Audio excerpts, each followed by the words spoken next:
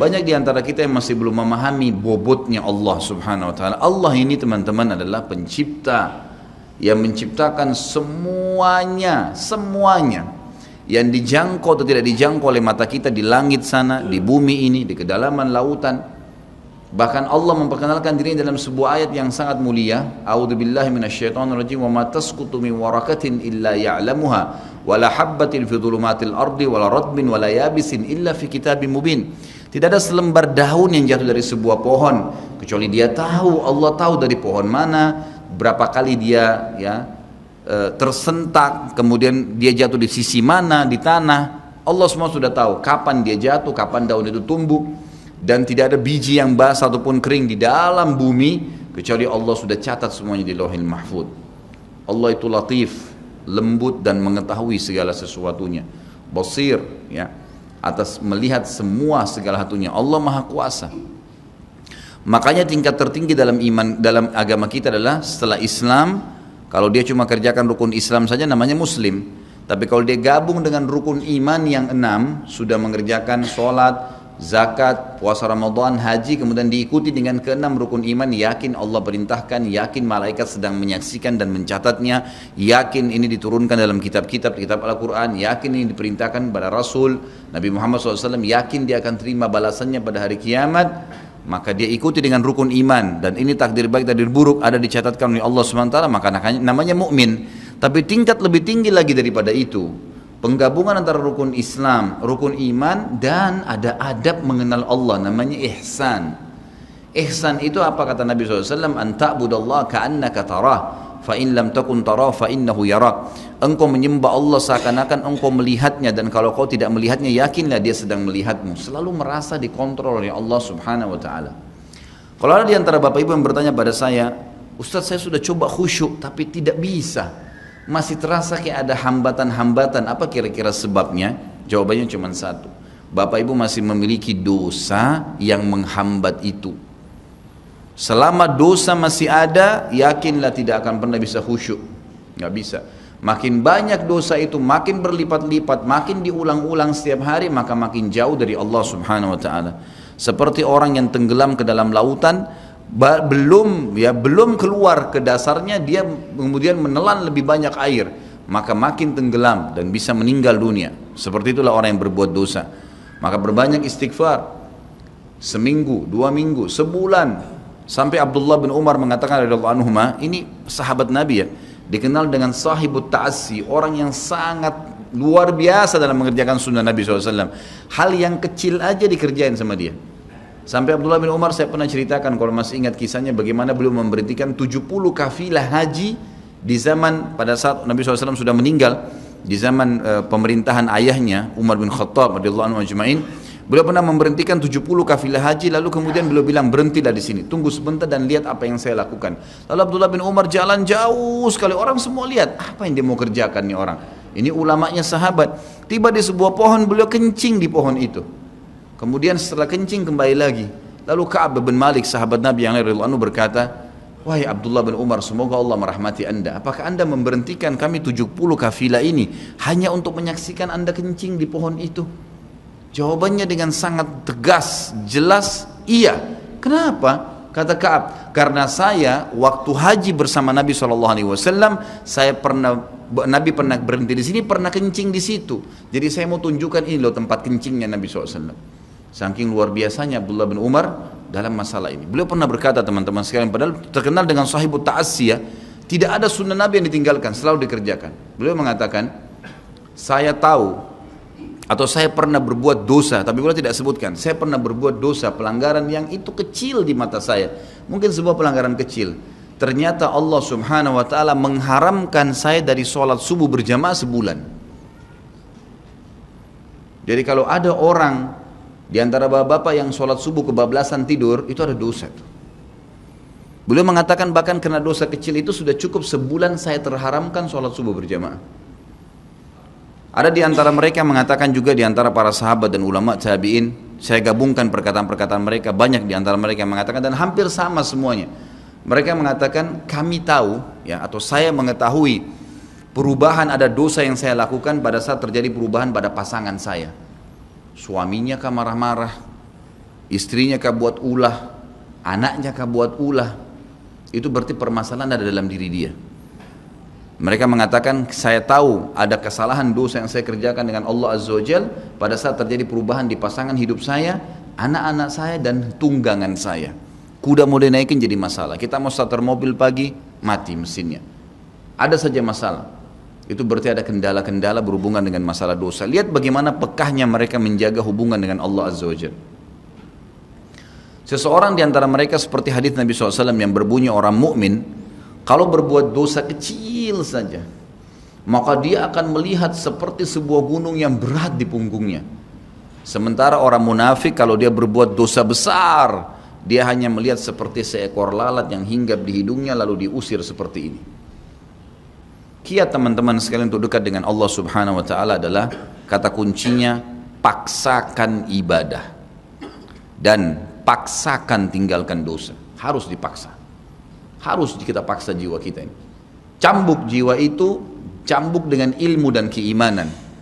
Mulai sekarang saya mau on time sholat di masjid, tidak mau ketinggalan apapun konsekuensinya, paksain. Sesuatu kalau sudah dipaksakan dan menjadi sebuah kebiasaan akan enak dikerjakan otomatis. Tapi kalau kita kendor, sesekali saja dikerjakan, maka akan luluh seperti biasa umumnya. Begitu pula dengan dosa, paksain diri untuk tinggalkan. Lihat yang haram, turunkan pandangan. Mau beli sesuatu, tahan tangan itu supaya tidak beli. Paksa, nggak ada masalah kok. Tangan kita nggak putus kalau kita nggak beli DVD film yang tidak benar misalnya. Nggak masalah kok, kuping kita nggak copot kalau kita nggak dengar musik misalnya. Alihkan ke Al-Quran, setan goda, lawan. Jangan terus-menerus kendor, imannya seperti kerupuk. Sedikit diramas sudah hancur, ini jangan. Sampai kapan Bapak Ibu mau terus berlale-lale dalam jauh dari Allah SWT? Sementara iman itu levelnya sangat jauh. Makin kental, maka makin terus, sampai para ulama mengatakan kenikmatan iman akan terus dirasakan oleh seorang hamba selama dia terus mendeteksi dirinya dan juga dia berusaha bermuhasabah setiap detiknya. Ini sudah ketaatan bukan? Ini sudah ketaatan bukan? Ada kemaksiatan ditolak sama dia, harus begitu. Dan harus kita mulai dengan diri kita sendiri dengan cara memaksanya. Gak bisa enggak. Kita kalau nggak paksa nggak mungkin. Harus Bapak Ibu sekalian. Orang lain telepon nanti kita atau lihat perubahan, kamu alimnya, ingat majelis ilmu seperti ini Bapak Ibu sekalian. Saya sering ulangi kalimat ini. Saya nggak datang jauh-jauh dari rumah saya ke sini untuk menghibur Bapak Ibu cerita dongeng atau hibur Bapak Ibu duduk sini sejam 2 jam. Ini bukan, ini kita sedang bahas wahyu. Wahyu ini penyampaian dari Tuhan, Allah pencipta langit dan bumi untuk membawa pada perubahan. Kalau Anda hadir di majelis ilmu dan Anda pulang setelahnya terasa, ya kenapa ya saya kayak merasa ada beban nih, kayak saya merasa bersalah, kadang-kadang kita menangis. Itu semua peringatan dari Allah Subhanahu wa Ta'ala. Ambil, oh ini berarti kebaikan. Itu kebaikan. Karena Allah mau dengan perasaan itu kita berubah. Ada perasaan untuk berbuat dosa jadi takut karena sudah hadir di pengajian. Itu tanda keimanan. Termotivasi untuk mengerjakan ibadah, hadir lagi di majelis. Iya. Begitu teman-teman lihat, kamu alim ya sekarang. Iya, Alhamdulillah, saya sangat bersyukur sama Allah. Jangan malu ucapin itu. Alhamdulillah saya berubah, saya merasa luar biasa, saya bersyukur sama Allah karena Allah masih bisa berikan keselamatan saya sebelum saya meninggal. Mudah-mudahan kamu juga bisa rasainnya keimanan saya. Motivasi dia supaya dia mau ikut. Ini enggak, kamu sekarang alim ya, masa pakai jilbab begitu, kenapa kamu pelihara jenggot, masa azan harus selalu ke masjid. Kemarin, oh iya ya, udah sini aja sholat sama saya, kendor, sholat di rumah, kendor, ganti lagi kembali jilbabnya jilbab gaul dan seterusnya. Ini sampai kapan kita mau tergoda nih kira-kira? Waktu terus berjalan. Ingat, setiap peluang ibadah, Bapak Ibu sekalian ingat, Allah peringatkan Anda dan saya seperti cuma ini, penyampaian. Dan kita yang mengubah diri kita. Tidak mungkin saya mengontrol Anda satu-satu di rumah Anda, atau tidak mungkin Allah Subhanahu wa Ta'ala menurunkan tangan dari langit. Tetapi Allah Subhanahu wa Ta'ala memberikan kepada kita penyampaian dan berikan hati nurani untuk bisa menyentuh hati nurani kita agar kita melakukan, ya, mengerjakannya. Harusnya begitu. Jangan pernah malu untuk berubah menjadi orang lebih baik. Yang malu itu kalau kita menjadi orang lebih buruk.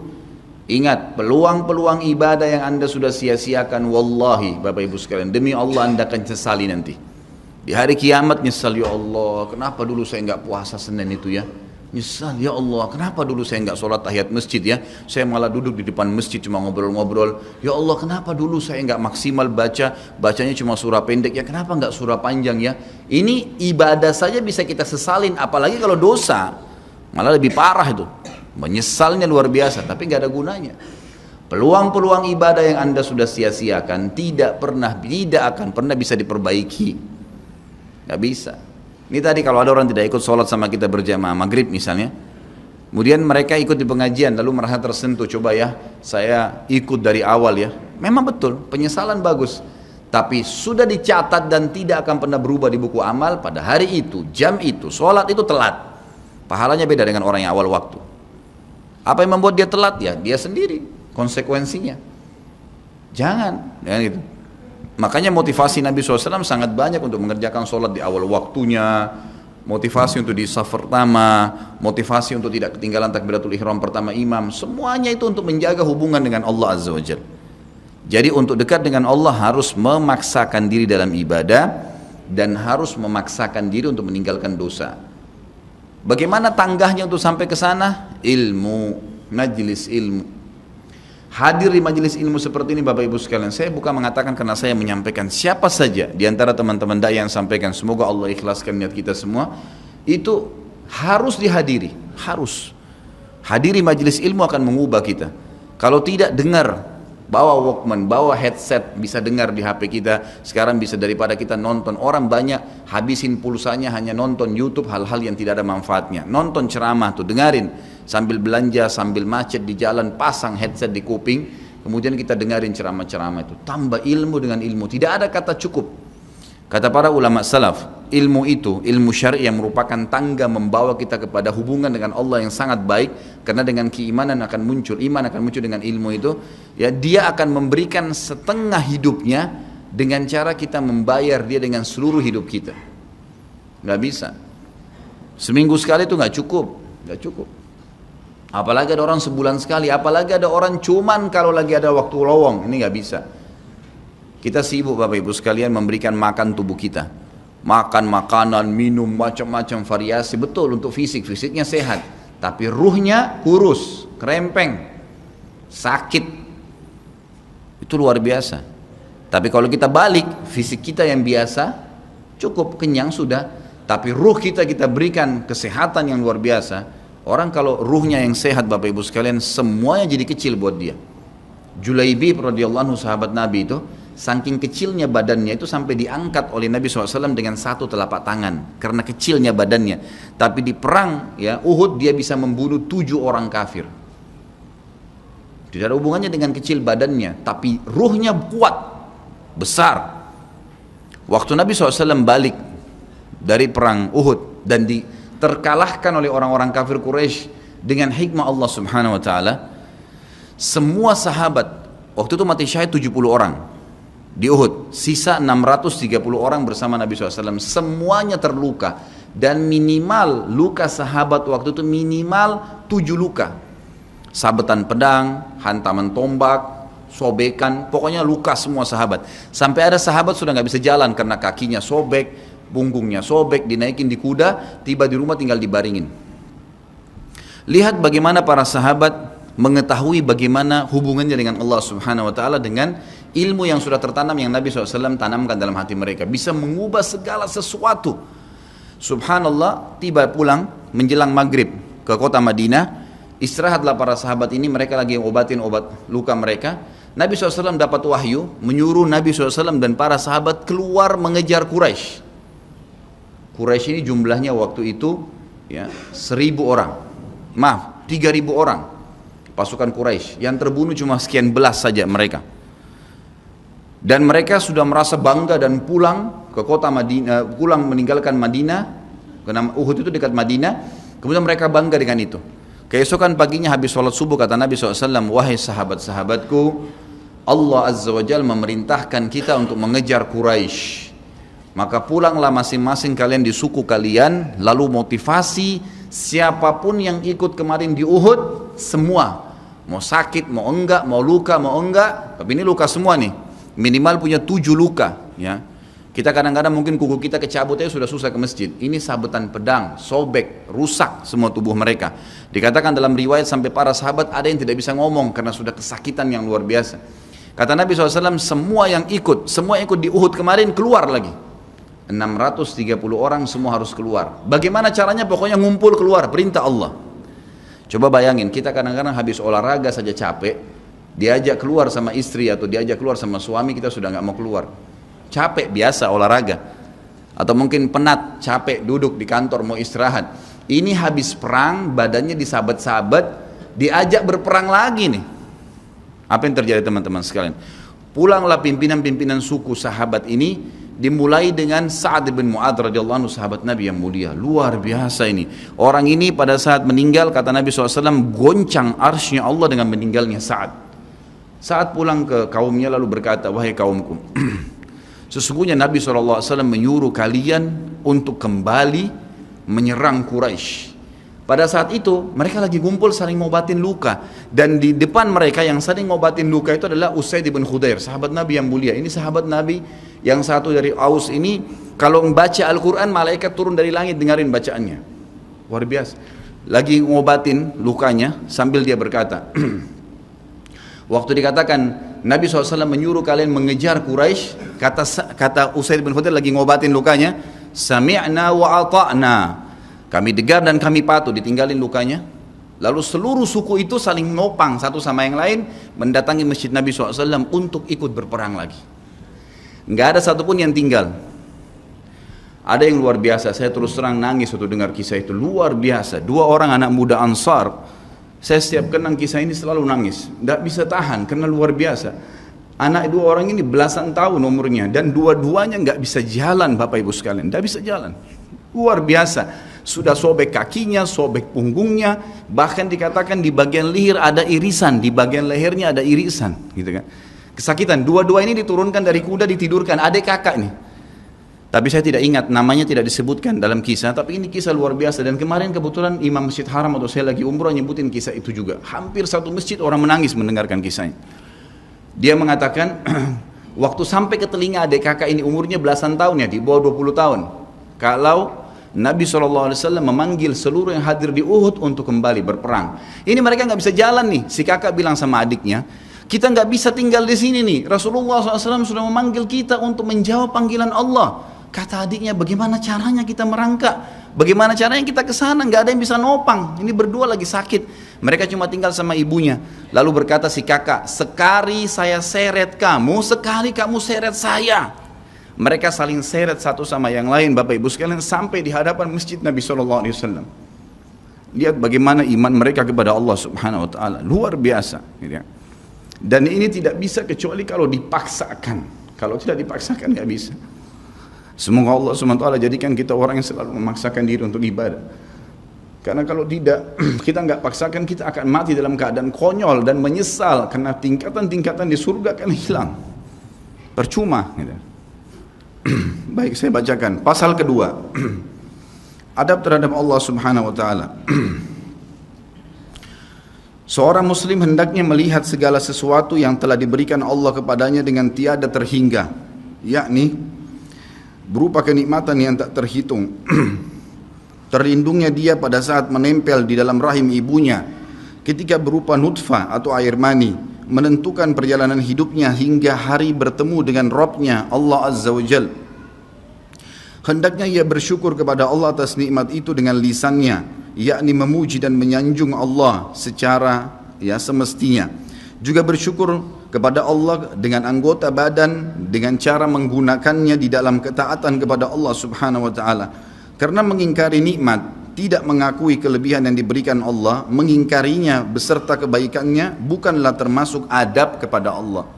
Sebagaimana Allah berfirman dalam surah An-Nahl ayat 53, A'udzubillahi minasyaitonirrajim. Wa ma bikum min ni'matin faminallah.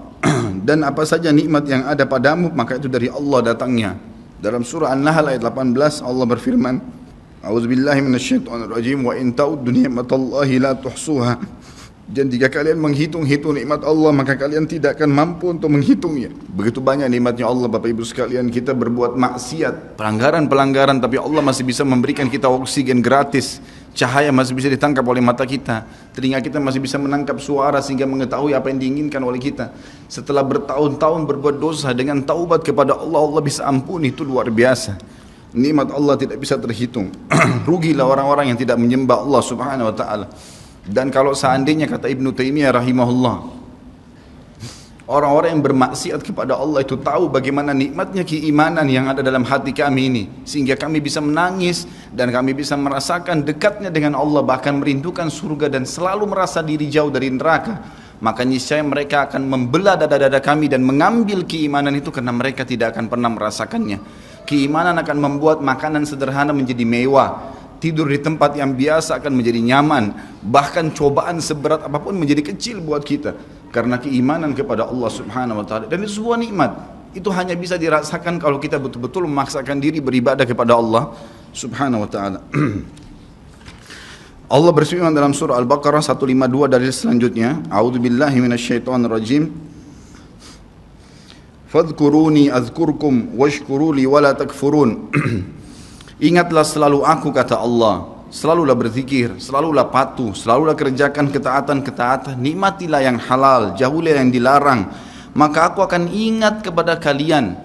Bayangkan kalau seorang presiden mengingat kita, bagaimana bangganya kita disebut-sebut nama kita di hadapan orang-orang yang di sekitarnya. Bagaimana dengan Allah pencipta langit dan bumi yang mengingat kita. Dan bersyukurlah kepadaku dan jangan kalian mengingkari nikmat-nikmatku. Oleh karena itu, tidaklah beradab jika seseorang lari kepada sesuatu yang tidak memiliki tempat pelarian, bersandar kepada yang tidak memiliki kemampuan apapun, serta bertawakal kepada yang tidak mempunyai daya dan kekuatan. Allah Subhanahu wa taala berfirman dalam surah Hud ayat 56, A'udzu billahi minasyaitonir rajim, ma min dabbatin illa huwa akhidun binasiyatiha. Tidak ada sesuatu atau tidak ada suatu binatang pun melainkan dialah yang memegang ubun-ubunnya. Allah Subhanahu wa taala memegang semuanya. Harimau pun yang buas. Demi Allah Bapak Ibu sekalian, kalau Anda minta kepada Allah, tidak akan bisa menerkam Anda. Pasti itu. Api pun tidak membakar Nabi Ibrahim alaihissalam karena memohon kepada Tuhannya api itu. Semuanya bisa berubah dengan hubungan kepada Allah Subhanahu wa taala. Ini kekuatan yang luar biasa ini. Seseorang kan sangat tenang hidup dimanapun asal dia jaga hubungannya dengan Allah Subhanahu wa taala. Dalam surah Zariyat ayat 50 Allah Subhanahu wa taala berfirman, A'udzu billahi minasyaitonir rajim, fafirru ila Allah inni lakum minhu nadhirum mubin. Bersegeralah kalian kembali kepada Allah, taatilah Allah, sesungguhnya aku sebagai pemberi peringatan yang nyata dari Allah Subhanahu wa taala kepada kalian. Nabi SAW mengingatkan orang-orang Mekah pada saat mau turun ayat ini. Beliau mengatakan, wahai orang-orang Quraisy, apakah kalau saya mengatakan bahwasanya di luar kota Mekah ini ada pasukan yang akan menyerang kalian, kalian akan percaya apa yang saya ucapkan? Kata orang-orang Quraisy, tentu saja hai Muhammad, karena kami tidak pernah dengar kamu bohong sekalipun seumur hidupmu. Maka Nabi SAW segera menunggangi keadaan tersebut, mengatakan, wahai Quraisy, ketahuilah sesungguhnya saya utusan Allah dan di belakang saya ini ada azab yang menyedihkan, jangan sampai kalian kufur. Jadi Nabi SAW sudah mengingatkan, ikutin ini, nikmatin apa yang diperintahkan, apa yang dihalalkan, jauh yang dilarang, kalian akan bahagia. Hanya itu saja perintah dari Allah Subhanahu wa taala. Nabi SAW sudah mengingatkan orang-orang Quraisy dan juga jadi pelajaran buat kita. Juga dalam firman-Nya surah Al-Maidah ayat 23, A'udzu billahi minasyaitonir rajim wa 'alallahi fatawakkalu in kuntum mu'minin. Dan hanya kepada Allah lah kalian harus bertawakal, mengembalikan semua urusan jika kalian benar-benar orang yang beriman. Sisi yang lain, seorang muslim juga harus melihat kepada kelemah lembutan Allah Subhanahu wa taala kepadanya di dalam setiap urusannya, melihat kepada kasih sayang Allah kepada dirinya dan seluruh makhluknya, lalu berkeinginan kuat untuk mendapatkan tambahan kelembutan dan kasih sayang itu, sehingga dirinya akan selalu merendahkan diri kepada Allah dengan kerendahan yang murni dan dengan doa, bertawassul kepadanya dengan perkataan yang baik dan amal soleh. Kalau kita lagi makan, syukuri alhamdulillah. Dan ingat teman-teman sekalian, saya pernah jelaskan juga, hati-hati dengan hukum syamata namanya. Syamata itu merendahkan orang lain. Kalau ada sesuatu yang tidak ada pada kita teman-teman sekalian, syukurlah kepada Allah Subhanahu wa taala. Jangan pernah sampai menghina orang lain, karena Allah meninggikan derajat kita justru dengan kita bersyukur. Kata Nabi SAW, kalau kalian lihat aib pada diri seseorang, ucapkanlah alhamdulillahilladzi afani mimma btala bihi wa faddalani ala katsirin mimma khalaqa tafdila. Segala puji bagi Allah yang telah menyelamatkan saya dari apa yang dicobakan kepada orang ini dan mendahulukan saya dengan kelebihan yang banyak dari makhluk-makhluk yang lain. Kita harus seperti itu, jangan syamata. Kata Umar radhiyallahu anhu, apa itu syamata seperti ini? Umar bin Khattab berkata, aku khawatir kalau ada seorang wanita hamil lewat di depanku karena perutnya besar, lalu aku berkata dalam diriku, kenapa ya perutnya seperti itu? Maka Allah menghukumku dengan membuatku hamil. Sampai begitu mereka mengatakan, dan berhati-hati sekali dengan kelemah lembutan Allah Subhanahu wa taala. Allah lah yang telah membuat binatang yang ada binatang yang indah bulunya, yang bagus tampangnya, dan ada Allah juga ciptakan buruk di mata manusia untuk menunjukkan keajaiban dan kemahakuasaannya Allah. Ada ikan yang indah untuk dilihat, ada ikan yang seperti batu buruk. Kita cuma mengatakan subhanallah yang telah menciptakan yang baik dan buruk. Subhanallah yang telah menciptakan yang sehat dan sakit. Subhanallah yang telah menciptakan yang putih dan hitam. Subhanallah dan subhanallah. Bukan justru kita menghina teman-teman sekalian. Kalau ada sesuatu yang menimpa orang lain yang tidak ada pada kita, syukurilah nikmat Allah Subhanahu wa taala, dan jangan sampai kita merendahkan orang lain. Ini semua merupakan adab, kata beliau, terhadap Allah yang menguasainya. Maka bukanlah orang yang beradab orang yang berputus asa dari mencari tambahan rahmatnya yang luas, meliputi segala sesuatu, berputus asa dari kebaikan Allah yang tak terhingga, yang mencakup seluruh alam semesta ini, serta kelembutannya yang tercurah untuk segenap makhluk. Allah Subhanahu wa taala berfirman di dalam A'raf 156, A'udzu billahi minasyaitonir rajim, wa rahmati wasi'at kulla syai', dan rahmatku meliputi segala sesuatu. Kata ulama tafsir, hewan pun kalau yang buas kemudian dia menerkam mangsanya, lalu dia meminta maaf kepada Allah, maka rahmatnya Allah akan meliputinya. Seseorang membunuh orang lain pun, sebagaimana masuk dalam sebuah hadis, Allah tertawa melihat dua orang yang saling membunuh, kemudian dua-duanya masuk surga. Lalu para sahabat bertanya, ya Rasulullah, bagaimana ceritanya dua orang itu? Kata Nabi SAW, yang satunya mukmin, yang satu kafir. Lalu kemudian si kafir membunuh si mukmin di kancah peperangan, mati syahidlah si mukmin tadi. Berjalan waktu, si kafir mendapatkan hidayah, akhirnya juga masuk Islam, dan dia berperang lalu dibunuh oleh orang kafir yang lain. Orang mukmin yang pertama terbunuh dengan orang kafir yang akhirnya masuk Islam juga terbunuh di kancah peperangan, dua-duanya masuk surga, dan Allah menyambutnya dengan rahmatnya. Allah tersenyum dan tertawa dengan dua orang ini. Jadi dengan kemahalembutannya Allah Subhanahu wa taala. Dalam surah Asy-Syura ayat 19 dikatakan juga, a'udzubillahi minasyaitonirrajim, Allahu latifun bi'ibadi. Allah itu maha lembut terhadap hamba-hambanya. Makanya dalam hadis yang lain dikatakan, ma nazala linu fi syai'in illa zana. Tidak ada sesuatu dikemasi dengan kelemah lembutan kecuali akan menghiasinya. Dikatakan Allah latif, Allah itu lembut, yuhibbul lutf, dia suka dengan kelemah lembutan, gitu kan. Wa ma nuzi'a min syai'in illa syana. Tidak ada sesuatu diangkat darinya kelemah lembutan kecuali akan merusaknya. Tidak ada manfaatnya mencak-mencak, marah-marah tuh. Emosi habisin waktu-waktu kecuali dalam pelanggaran agama saja. Tapi kalau bukan pelanggaran agama, maka jangan, tidak perlu semua. Dikatakan dalam hadis Bukhari, Nabi SAW kalau berhubungan dengan hak beliau urusan dunia, semuanya ditoleransi. Tapi kalau sudah berhubungan dengan hak Allah Subhanahu wa taala, barulah beliau tegas. Ya, ini sifat Nabi Muhammad SAW. Kita baca dua ayat lagi baru kita tutup. Sudah masuk waktu? Surah Yusuf ayat 87, A'udzu billahi minasyaitonir rajim, la tai'asu mir rauhillah. Janganlah kalian putus asa dari rahmat Allah. Sebagaimana hadis tentang orang yang membunuh 99 jiwa, kemudian dia datang kepada seseorang abid, orang ibadah tapi tidak punya ilmu. Apakah Allah masih akan ampuni saya? Dia mengatakan tidak mungkin. Kamu membunuh 99 jiwa. Lalu kemudian dia membunuh orang itu, kata Nabi SAW, digenapkan 100. Kemudian dia menemui seorang yang alim, lalu dia bertanya, apakah Allah masih ampuni saya dengan 100 orang yang sudah saya bunuh? Maka kata orang tersebut, tentu saja. Allah rahmatnya telah meliputi segala satunya. Allah akan terima taubatmu, maka dia bertaubat. Pada saat dia bertaubat orang tersebut kepada Allah SWT, lalu dia mau pulang setelah bertaubat, lalu dia meninggal tengah jalan. Kata Nabi SAW, Allah mengutus dua malaikat, satu malaikat rahmah, satu malaikat azab. Malaikat rahmah akan membawa ruhnya yang memperlihatkan taman dari taman surga, dan malaikat azab memperlihatkan lubang dari lubang neraka. Maka datanglah malaikat yang ketiga menghakimi di antara keduanya, lalu kemudian malaikat ini mengatakan, yang datang ketiga yang menghakimi dua malaikat yang sedang memperebutkan orang yang tadi baru taubat ini, ukurlah jejak kakinya.